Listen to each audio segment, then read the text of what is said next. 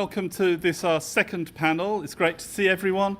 Our first panel was really exciting, talking about a particular topic that web science has addressed for a long time.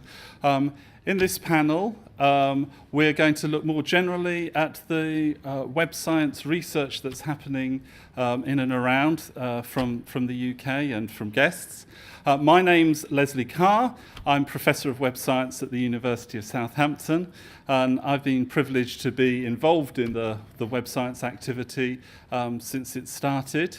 And my guests here, we've got Professor Yi-Ke Guo from Imperial College. We have Professor Pete Burnap from Cardiff, Professor Dave De Roure from Oxford, Professor Susan Halford from the University of Southampton, and Professor Jie Tang from Tsinghua, but who's been with us as a guest at Southampton in the joint laboratory. So it's great to have you all here.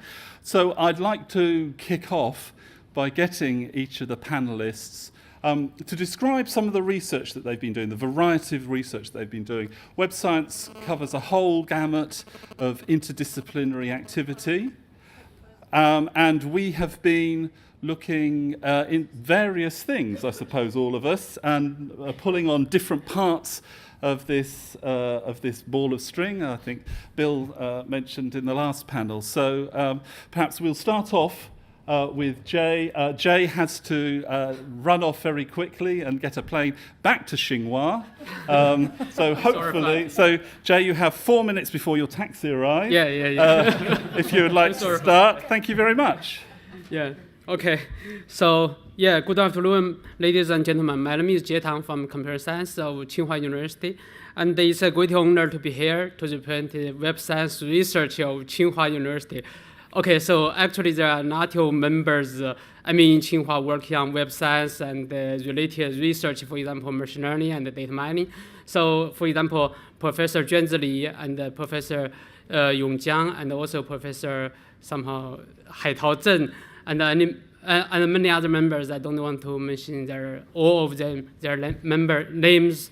So, well, actually in Tsinghua, we have been focused on social networks and also cross-lingual knowledge-based construction and also social knowledge construction and also data mining. So we have been working for the past 10 years, more than 10 years actually. So basically I want to introduce some research, what we have done in the past decade. For example, I just mentioned some kind of examples. For example, the first work we have done is Raymond. Raymond is an algorithm to automatically integrate the knowledge network and the social networks together.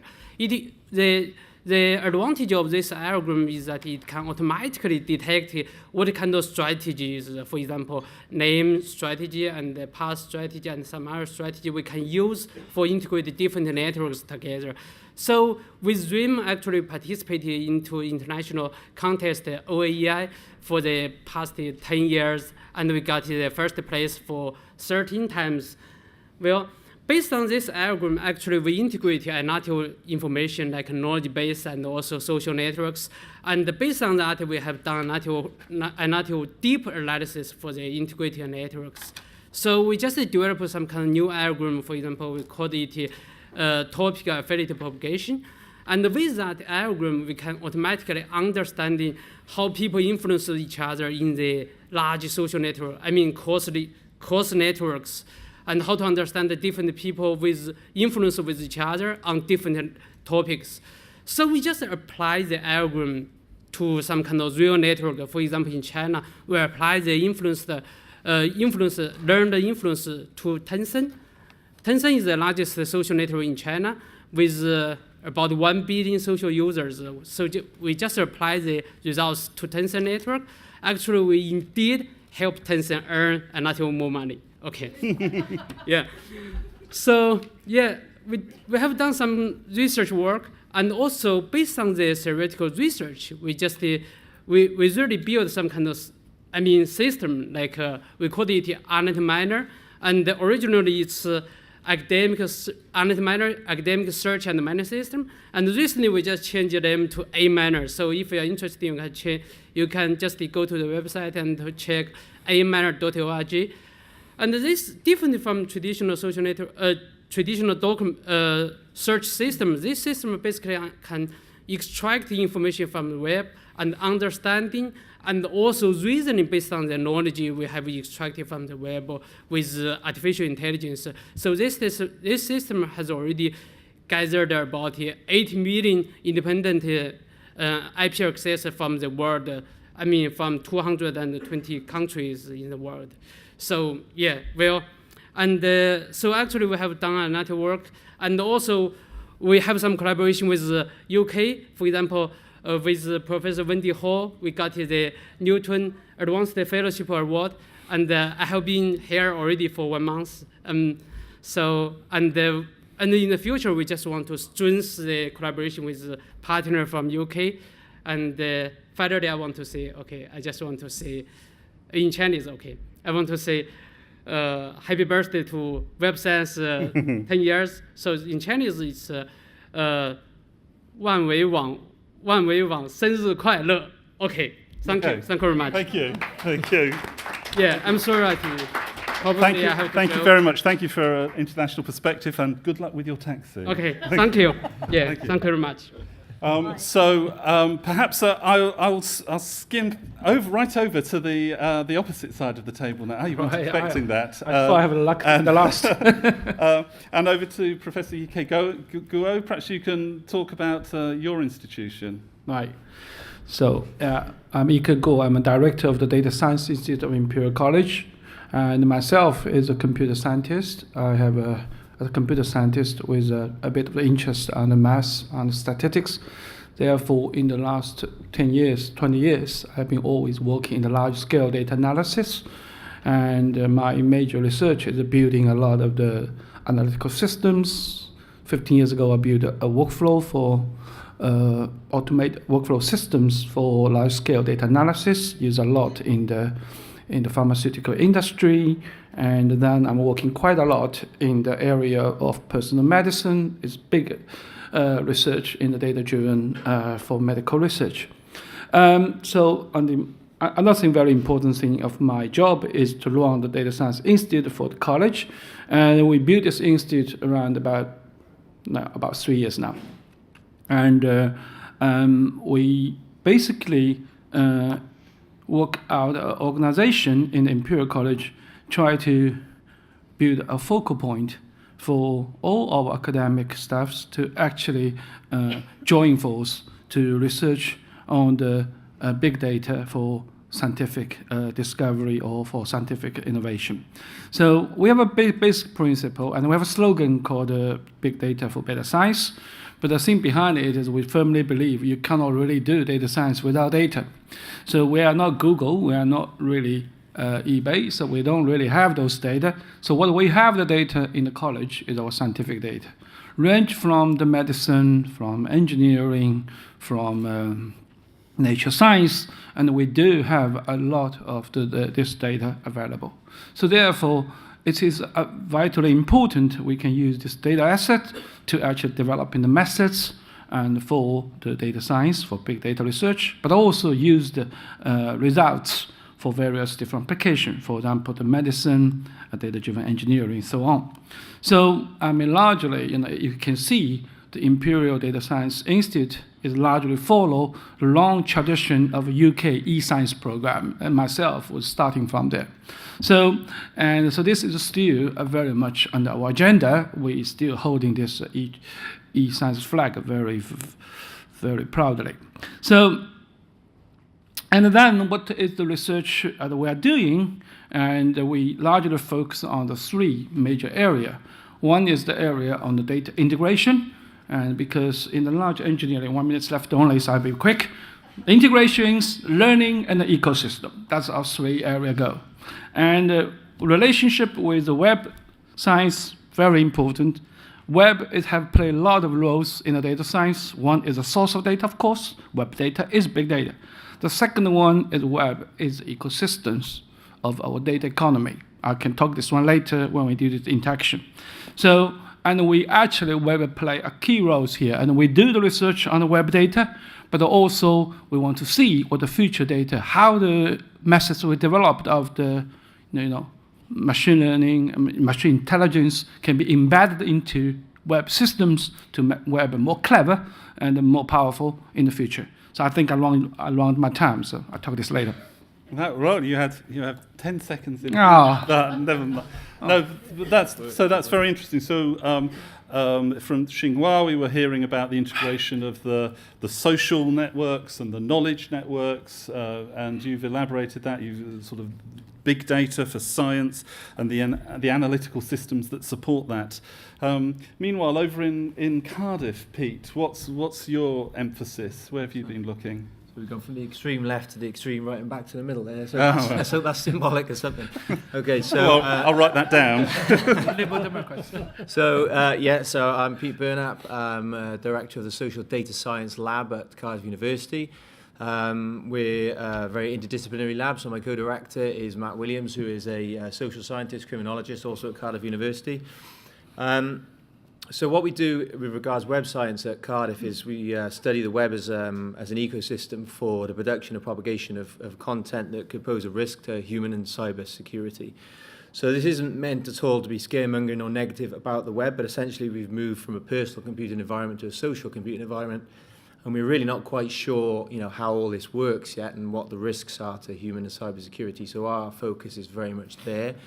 We work around the integration of machine learning and statistical modeling to classify risks at scale with the machine learning aspects, and also to use statistical models to better understand how and why this content propagates online and where the risks are.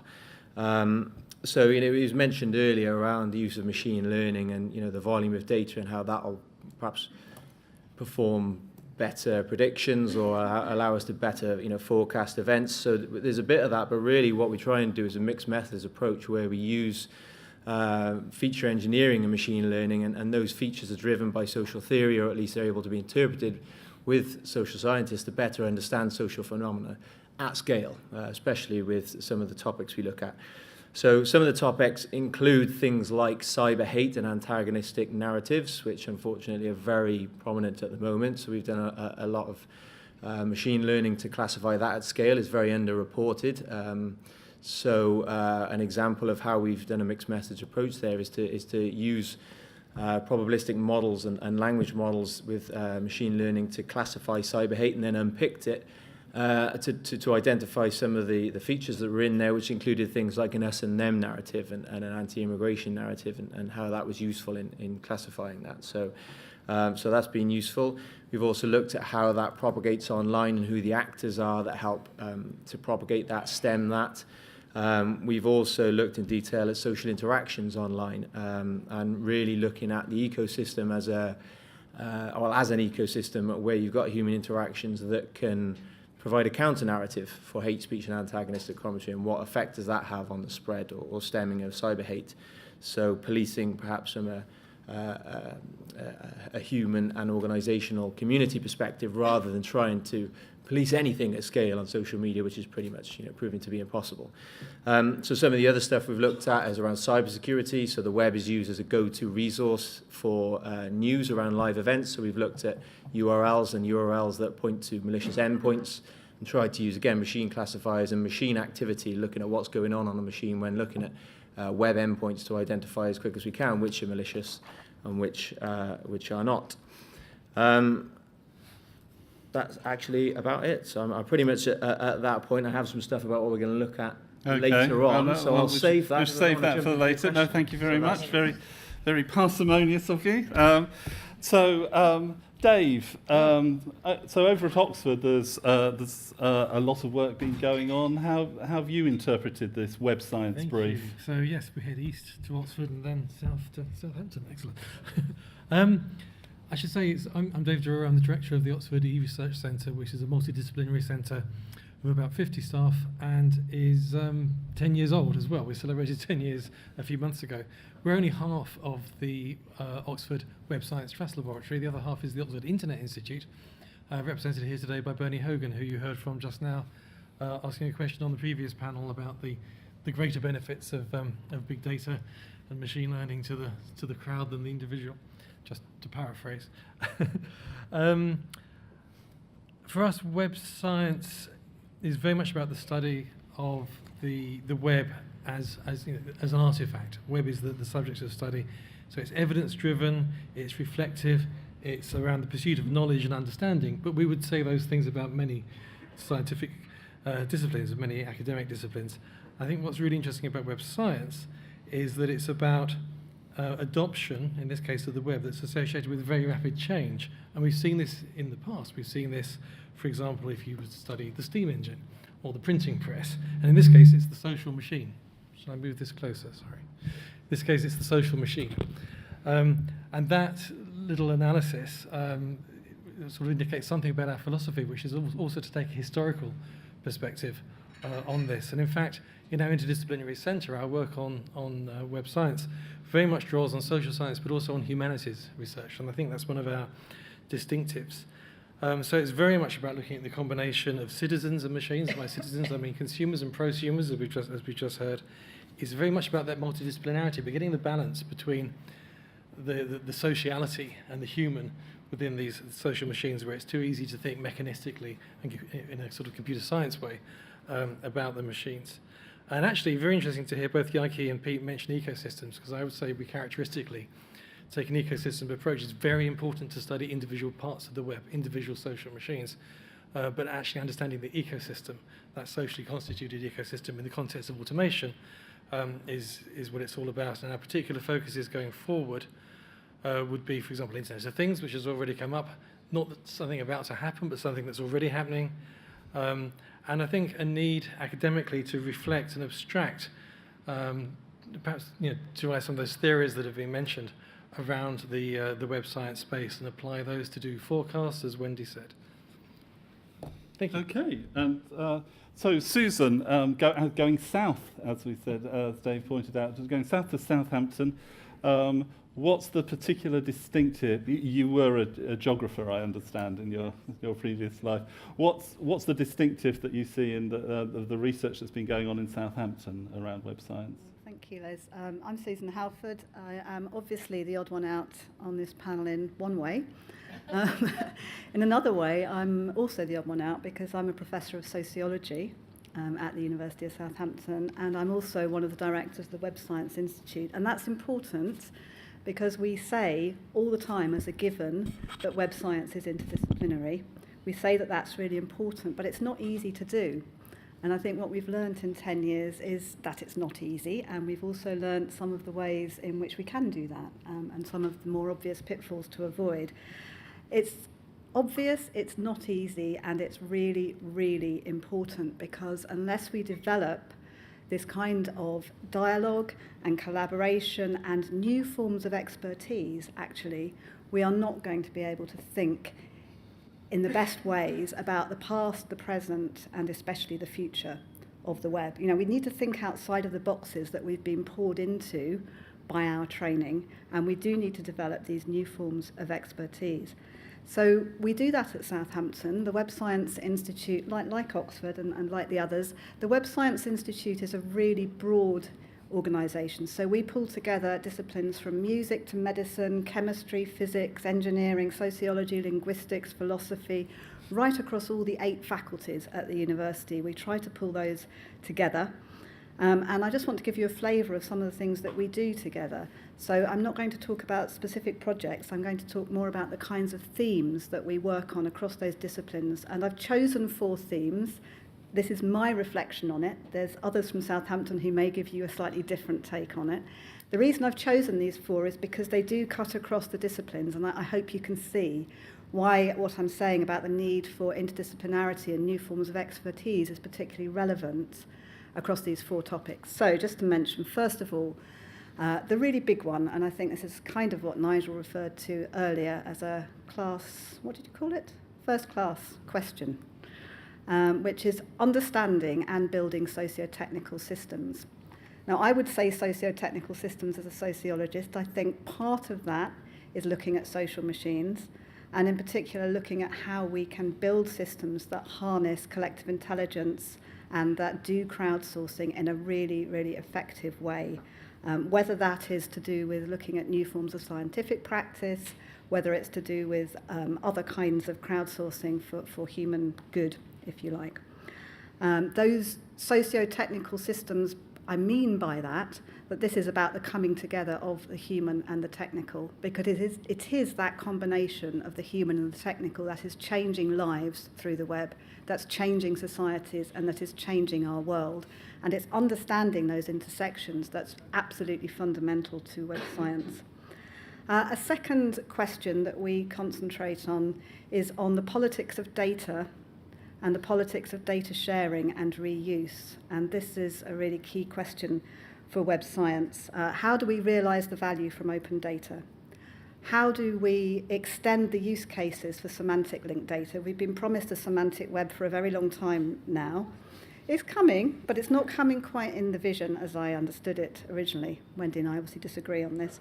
How do we develop platforms like the Web Observatory in ways that make those data reusable in really methodologically robust ways and also ethically sensitive ways? Because it's really, really clear that new forms of digital data are disrupting our ethical frameworks in universities and in societies. And we cannot carry on practicing with the same ethical frameworks because at a bureaucratic level, because they don't really work for these new forms of data.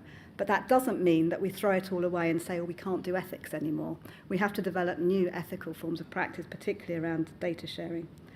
The third area, and this links to what Tom was talking about earlier, is in terms of the emergent data economy and new forms of business through the emergent data economy. And at Southampton, as you heard from Tom, I can't see Tom, has he gone? Yeah, it's very quiet. We'd have heard if he was still here. He's probably gone off to do some business. To do some innovation somewhere.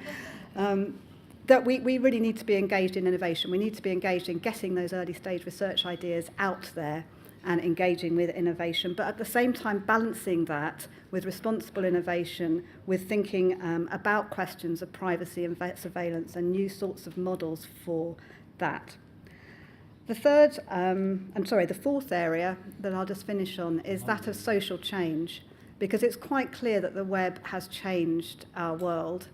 It hasn't changed it in every way, and I think one of the things that our students and our researchers concentrate on is looking at where the continuities and discontinuities are in terms of social change across the digital economy and across the web.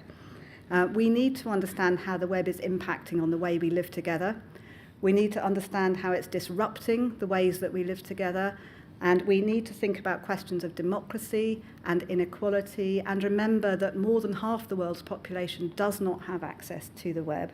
But that's not to say that that half of the world's population is not affected by the web, by the digital economy, by new forms of inequality, and the new very powerful assemblages, the big corporations and the governments that are mobilizing and harnessing the web and new forms of data. So those are the areas that we look, some of the areas that we look at. Oh, that's great. So a wide spectrum, spectrum's wide? I suppose they must be.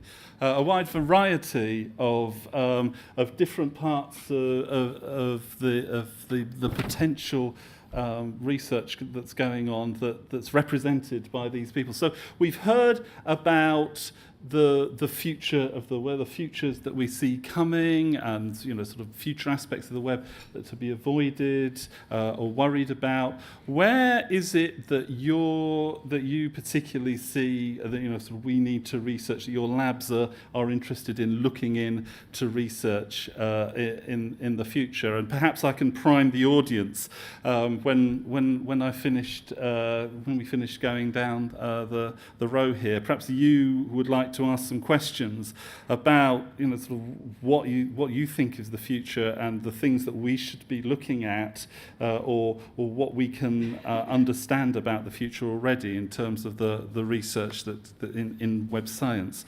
So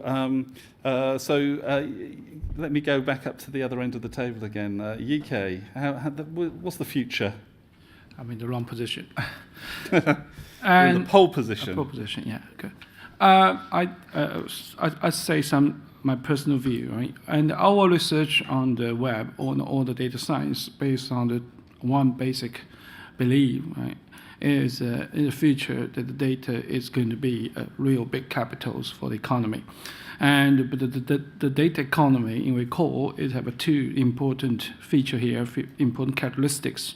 One is based on decentralizations of the trading, of the exchange, and the second thing is based on the personalization, the product personalization. So this is really the two key thinking about this data economy, and then we think about how the infrastructure of this economy work, which the web is one of the key infrastructure for deliver decentralized services, data products.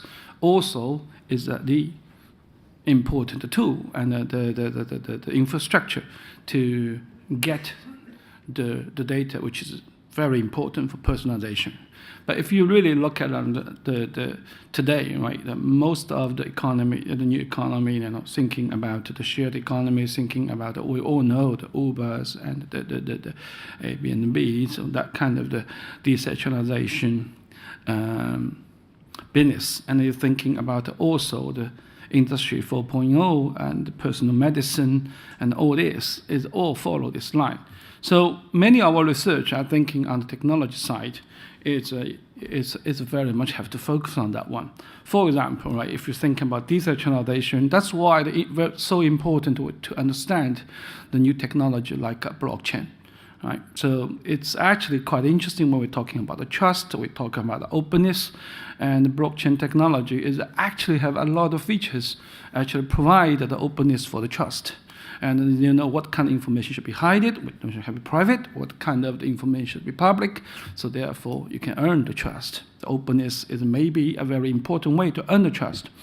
So that was the technology side. And also you're thinking about decentralized part of the game is, for example, crowdsourcing and agent technologies, all along this line, or digital twin, right? You will have your personality, have a copy of the digital versions on the internet. So all these things it will develop, it will be very useful. But on the personalization side, when we're all talking about this user profiling on the individual level, but it's very important to think about this. It's not just for sell more goods. In the future, your personal medical information, your personal physiology, behavior, lifestyle will be all captured, and that would be so useful for actually help your life. I mean, also can be very dangerous because if it's misused, it will be really have a problem. So all the thing I was thinking is the many research chance and how we actually thinking about personalization, like how you use machine to characterize and to understand every individual. That is the key, right? In the future, I think the information acquisition will be personalized. Mm-hmm. Analysis will be personalized. So I don't think I should say too much about this. Yeah, shall let you go. So, but do you think that you started off your original statements by saying you're not Google, you're not these big corporations that have lots of data? Do you think this decentralization and personalization will benefit you as a researcher because you will be able to do more research? Yeah, I think so. Yeah, I think there will be, when we're talking about data as a capital, you will talk about capital have a nature of ownership. So as long as this become, economic entity, right, it's ownership is the key, right? That's the key point of the privacy. It's not just protecting your life, but also it's protecting your wealth. That's the thing. And I think in the future, right, I don't know too much about how the Google will develop, but I'm thinking there will be an interesting social protocol between the individual data owners with the big data owners of holding my data. So there will be a social protocol or social convention that will be developed. That may be the social scientists the big job for that. Okay, thank you. Thank you. So, Pete, how does the future look like in Wales for research? No one ever laughs at that. Sorry, there was nothing funny about that. How does the future look like outside London? No, okay, so I have a few things, I guess. So a couple of things that are written down are, so the web is very open. Okay, it needs to stay open. It can't be policed. But there are risks inherent within it. It's connected to individuals, it's connected to enterprise, and people misuse it for the purposes of causing issues and disruption, right? one of particular interest for us is how that can be governed without an overarching governance system. So can communities self-organise and govern within that environment? So can you study antisocial networks, if you feel like, from one perspective, and how other communities getting involved with that antisocial network can kind of, to some degree, for example, reduce the propagation of an antisocial narrative. Which kind of leads on to my second question, which is, kind of what the relationships are between global politics, I suppose, and cyber risk via the web. So through people, through media narrative, through social media narrative, through devices, through the web. So how do narratives evolve via the web? How do the interactions of people shape these narratives? And to what degree can we study that and learn anything from that? There's a whole new layer on top of that as well, I guess, through the Internet of Things and how that plays out within that whole ecosystem. And I suppose the last thing is to reiterate Susan's point of responsible innovation and ethics within this, right? So we do use a lot of machine learning, we use a lot of statistical modeling. It was mentioned earlier that algorithmic transparency is going to be an absolute requirement. I think a lot of the research needs to pull apart how these algorithms are working and how the data are interacting with the algorithms as part of the research, as well as just reporting on the results and the efficiency and effectiveness of these algorithms at scale. So what you're saying reminds me of what I think it was Liz Brandt said in the last panel about how in many ways we're just not ready for the web, and that there have been so many things that we've got wrong, so much disruption in in the way that we handle data and trust. It sounds like what you're saying is you're trying to remedy that, you're trying to help the community see its way to producing a more sustained, a more correctly engaged future. I guess a safer place to be. Yes. The web has transformed the world in so many ways and will continue to do so. But as I say, it does have these kind of inherent risks. And what we're trying to do is to better understand the issues associated with it, so we can design it in a better way. I mean, if you're right back way beyond that. To look at how things were initially connected. Generally, security isn't always thought of at the start. So we're not just looking at security as a technical concept, but I guess safety as well. So the people within it are vulnerable to attack. Devices and companies also connected to it are vulnerable to attack, and we need to better understand how people are misusing it so we can defend against that. Okay, thanks very much. Dave. Thank you, Les. Looking ahead, I think the work we've done so far has been a lot about analysis. And really, I think my comments are all around methods and the methodological perspective that Susan will then respond to. And I'd like to be moving from analysis towards design more. If you go back to early definitions of web science, there was a sort of a strap line about ensuring the social benefit of the web, which is a little bit controversial at the time, because do sciences normally ensure social benefit? Does biology ensure the social benefit of the species? And I've come to believe that is very much part of what web science does. It's not necessarily ensuring social benefit, because one person's social benefit might not be someone else's. But it is about understanding the web well enough to be able to do interventions when you want to. So not just design of new things, but interventions in this evolving ecosystem can be informed by web science. So if we look at the technical and socio-technical landscape going ahead, we have Internet of Things, and I'm intrigued by the question as to whether our methodological work in web science, and in particular in social media, is a rehearsal for Internet of Things. Are we ready for the sheer scale of data supply? Are we ready for the automation? Are we ready for the machine-to-machine? Are we ready for the cyber security issues that Pete's raised? Are we ready for the ethical issues? And that's what we have. We have the rehearsal that is web science today for what's ahead. So that's one set of really important challenges. The other is, that, as I mentioned earlier, this idea that as well as studying all these pieces, there should be some theories, some reflections, some abstractions, some tooling that we can now apply to design, to intervention in the future. And I think social machines is the best rehearsed one that's emerging at the moment. Our particular take on that in the Oxford team has been using humanities techniques such as prosopography, which is taking a sort of systematic study of the lives of different social machines and learning from that going forward. And then we're applying that in certain sort of verticals, if you like. Music, actually, is an interesting one. The music industry has gone digital end to end, nearly end. It's not quite digital into our brain yet. But that's... Watch space. Yes, and it's Next generation iPod. and this will help Wendy with her CDs as well. But it's you can look through the lens of social machines at that ecosystem and learn a lot from that. And maybe we can learn from that to reflect back into other parts of our ecosystem. For example, scholarly communication. So this is a social machine that we're all part of. This event today is part of that ecosystem. As Wendy mentioned, this is a bit odd. It's not like astronomy where you point a telescope at a star. You're really not going to change the position of that star, as far as I know. Whereas when we're working in this context, here we are, cogs in the social machine, studying the social machine that we're already engaged in. This is a strange and challenging thing. Welcome to the world of social science. And with that, I should hand over to Susan. Thank you. Well, there you go. So Susan, are we just rehearsing for the Internet of Things? Are people just rehearsals for things?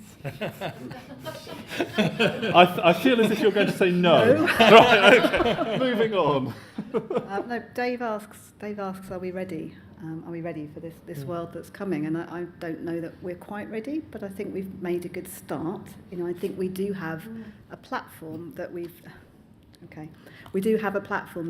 started to build around methodologies. And I think methodology is absolutely key, and I think we have to get stronger and better, not just at methodologies for intervention, but methodologies, for instance, in understanding the nature of the data that we are using.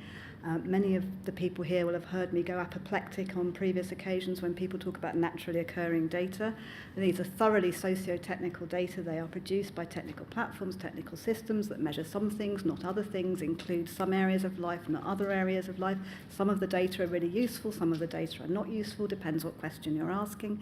So I think we need to really build on what we've learnt and to grow very robust methodologies around data provenance, around the kinds of methods that we need. So as a sociologist, some of my fellow sociologists are horrified when I say the words machine and learning in the same sentence. That really freaks them out because they don't know what that is, they don't know what it means. And I think exactly as Pete says, and I think as Bernie was alluding to earlier, we have to be really critically engaged with machine learning, what algorithms are doing, what they're not doing, understanding the processes rather than just putting stuff into a black box, turning the handle and saying, oh, look, there's the results at the end. I mean, that way is not the way forward for web science.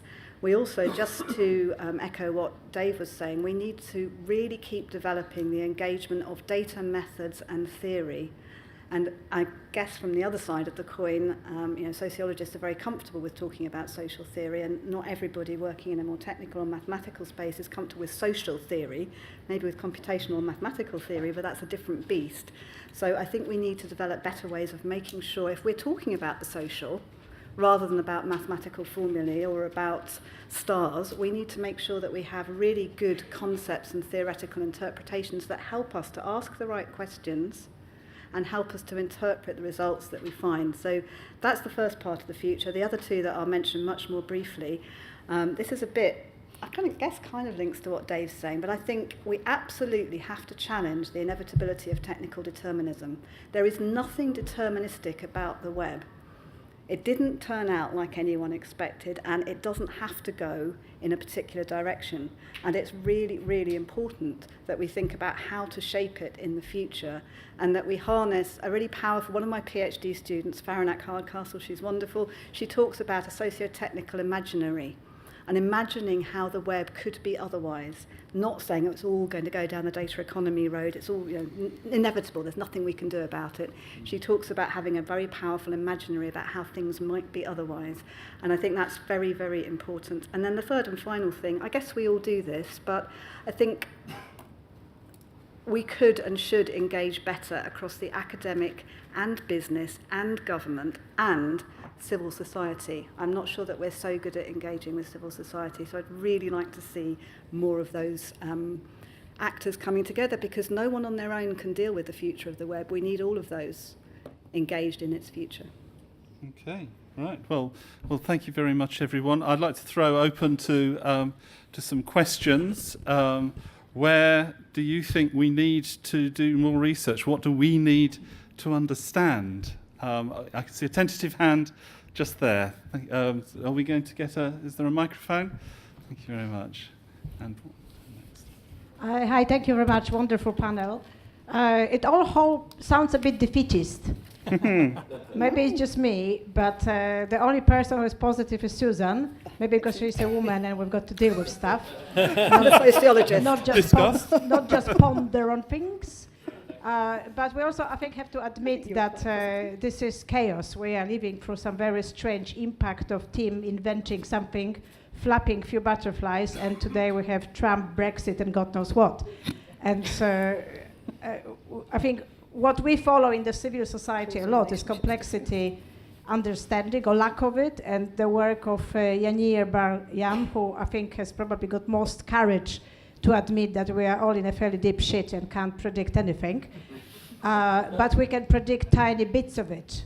And how tiny is the bit that we can predict? And what can we actually give to people? Because I have to tell you, from civic society, people look at experts, and not too far from Jacob Rees-Mogg, who concluded recently that experts are very much close to astronomers and astrologers and tea leaf readers. And I think what I'm seeing from the panel, it's, yep, he's right. Well, okay. So a nice, strong question to start off with. Susan, you were name-checked in that. Would you like to? Would you like to help us by kick-starting a robust response? I didn't hear everyone being negative. Okay, that's the first part of my response. I didn't hear that it was all negative. I heard that this was actually really thoughtful, critical intervention in trying to make a difference in the future of the web. And I heard that from Pete, definitely. I heard it from Dave, definitely. I think I heard some of it in what Yi-Ke was saying too. So that's really interesting. That's not what you heard. So I think perhaps it's a longer discussion. One of the reasons I'm smiling is that the whole history of prediction in sociology prediction has a troubled history, shall we say, in sociology. Would it help if we could predict things, do you think? Oh, throwing back a rhetorical technique, throwing back to... I mean, Joseph Rees-Mogg doesn't worry me too much, I have to be honest. There's all kinds of political reasons for him saying that, and I don't take that too seriously. Maybe I'm just grasping for some small elements of surety that we can convey to people outside. Surety about what? Because I think the impact of the polls and such a disastrous reading of the polls over three sequential elections, because Poland was in the same boat. People keep studying social media but not coming out with much answers. So the question is, how long the taxpayer will be prepared to fund you guys before something coming back that will prevent disasters from happening, or at least if there's a disaster, we can see it coming. So how far before social media study and web observatories can identify people who go to Lithuania and employ a lot of trolls to help some dodgy Aaron Bank elections? This was happening without really any noticing it. I mean, we noticed it at the very last minute, but it was too late. So what web observatories can contribute that actually can ring the bell a lot earlier, as opposed to have a very sad post-mortem? So, I'll let the others answer. I think one of the answers to that is methodological. I think that we still are applying old concepts and methods to offline surveying and the kinds of ways in which we conceptualize political behaviour pre-web, and I think we need to develop much better methods and tools. Perhaps they need to give us more money so we could do it better rather than less money. That's one answer. Dave? Well, just very briefly, that I think I specifically spoke about web science informing, 10 years of excellent web science informing design and intervention rather than analysis and post-mortem. The analysis and post-mortem is a necessary step, but the important thing at this 10-year point is to look at what we've learned, not carry on doing exactly the same things, but I think we actually do need to step back, reflect, abstract, synthesize, and then take some new interventions forward. New interventions. Yi-Ke, you're a big data man. Do you think our algorithms, our analysis will will help in a positive way? Yeah, well, I mean, everything we do is we hope to have a positive way. I mean, I really go back to your question about this election or the vote. And funny enough, at all 3 times, we predict absolutely right, even the Trump. I mean, we predict Trump get the power even in October. So we actually published that one. So, but it's we actually bid it. But the analysis is interesting. Sometime, if you have time, I invite you to the DSI to look around our analysis of the Brexit, which we also predict correct, which is totally based on the tweets, and you can see it, and it's actually quite convinced. But Trump is a bit more complicated. It's more social science research rather than the mathematical prediction. I think we definitely need to bring all of these strands together. Yeah. So prediction is interesting, right? Prediction is, how much you can predict the future. But if you really predict it, the prediction will change the future anyway. So, this quantum theory is always, seems applied to the social system. But I do think, is that as a scientist, right, you cannot really, this is our nature to actually try to understand what's going to happen in the future. Our curiosity never stops. But now you have this data there, and we always have to do that. I mean, obviously, and I'm not sure, when we predict, Trump will get the power. Are we happy or not happy? That this is not something we do when we do the research. We do research, we try to understand from this data the fact, and see how we can actually predict, understand the future better. That was the scientific research anyway. So I don't know. So Pete, just to draw you in on this, the understanding what people are saying, the discussions, things that are sort of emerging. This is more important than just predicting the result of an election. Understanding the tide of so people's feelings and their communication. Is that something that's? I think I think far from being defeatist, I think we what we're trying to say is that we need to better understand this.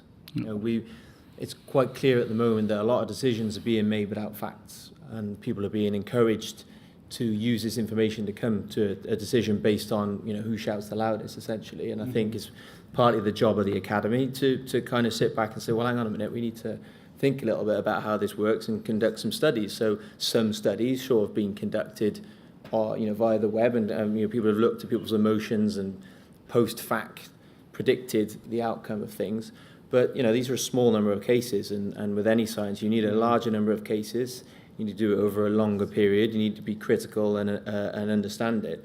And I think, like I say, repeat it again to a large degree. We need to convey that this is about the study of it, so that we can better understand it and use that to come to an informed decision, rather than just saying we want to predict stuff this week. Yeah. Well, people certainly have a mechanism for shouting loudly now. Can we move on to? There was another question. Yes, so in the front row, you sir. Hi there. Yes, we are. Okay, folks, you have mentioned a number of times in the discussion, references back to machine-based learning. I think I've heard one on artificial intelligence, one perhaps on rules-based learning, but these 3 things are very different. I'm looking at you to suggest whether they are or not. As a layman, my understanding is that they're quite different, and potentially the web science impact or the responsibility of web science work, particularly in the ethics area, is really critical. There's a huge difference between applying web science to machine-based learning, which is algorithmic-based, and applying it to artificial intelligence, which is basically making its decision up on the fly.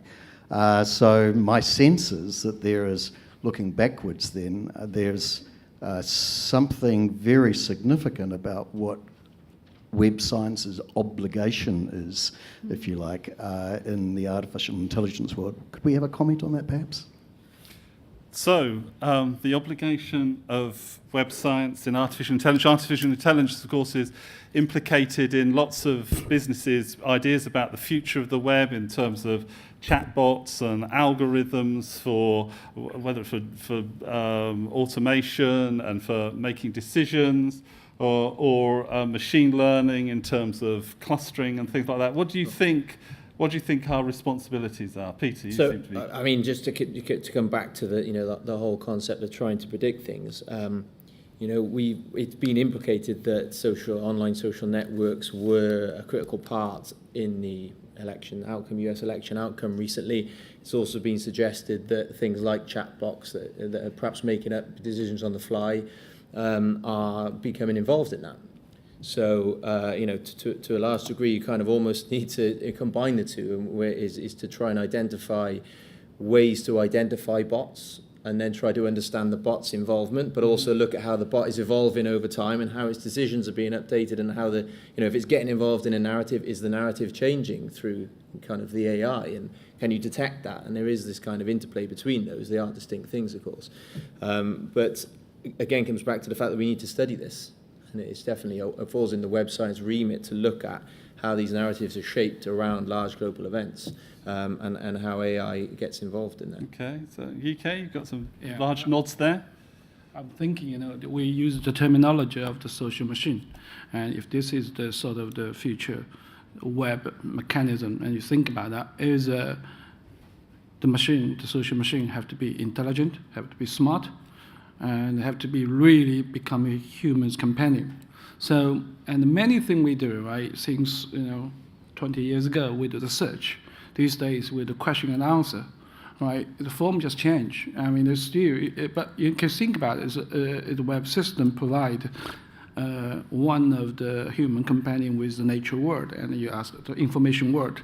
But now the way of the response has changed a lot. And the more you can imagine, right, this interaction between human and the web system, the future web system or social machine, will be much more merged, will be much more integrated, and it will be part of the life. So God knows, maybe this social machine will be personalized, and it will be looks like your digital twin, and then maybe your digital something, and it will be live with you together. So that's always a trend of development. Artificial intelligence played a huge role because now you have material to create knowledge, which is the data, but also, as Wendy said, you not only consume it, but you generate it all the day, all the time. So this is the kind of the interaction, right? So in these days, it will becoming. Really, our life will change quite a bit. Okay. The web will talk to you. Okay, Dave.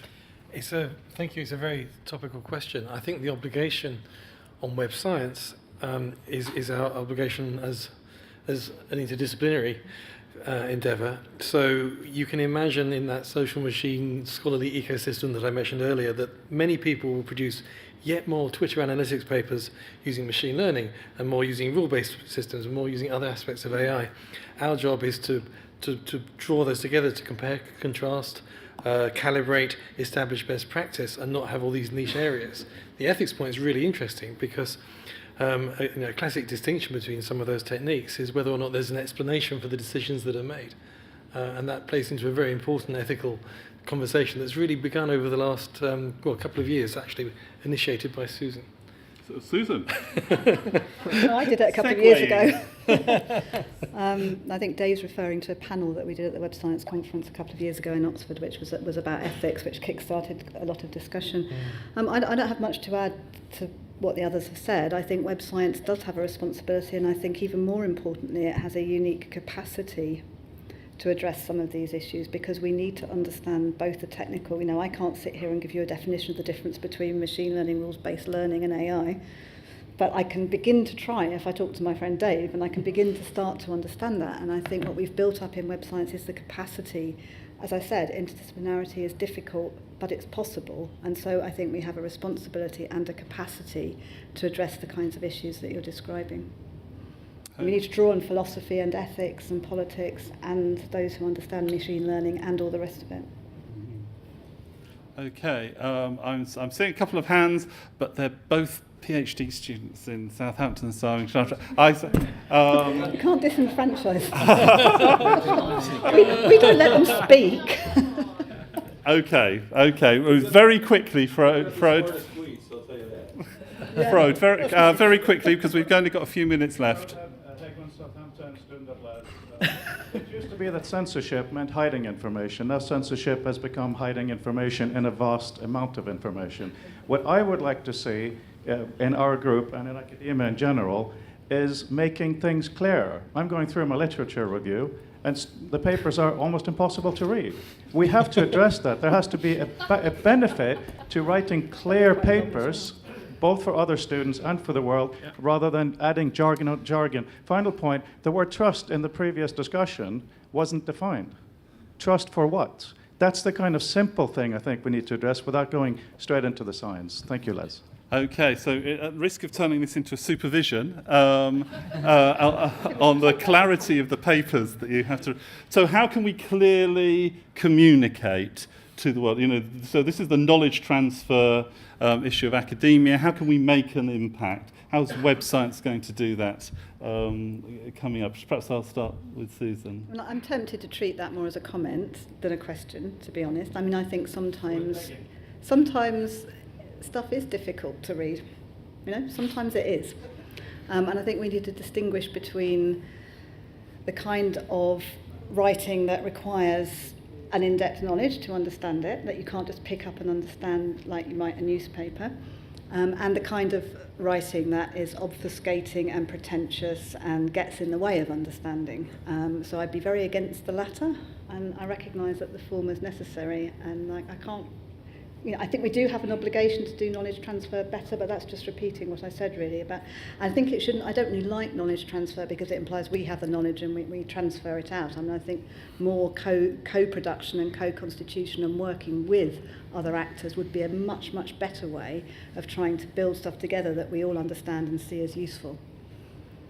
So, Dave, we are, as in academia, we don't have access to all the big dollars, the big data. We believe we do some interesting work. How can we make our voice heard more to make a difference? I think recognising that we're not investigating something that's about to happen, but it's already here. The web is here. The Internet of Things is here, and that engagement, that research in the wild, that mode 2 research.